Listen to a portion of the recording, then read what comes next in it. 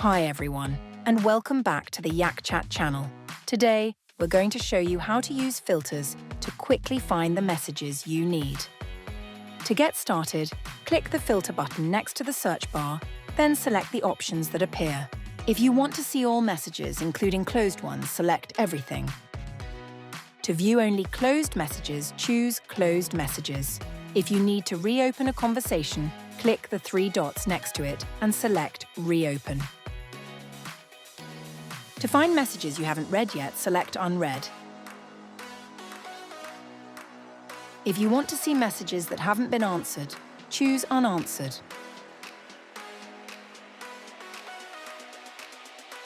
If you're using a shared inbox, you can also filter by message owner.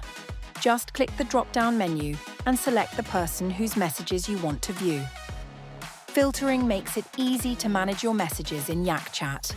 If you found this helpful, hit the like button and subscribe for more Yak Chat tips and features. Thanks for watching.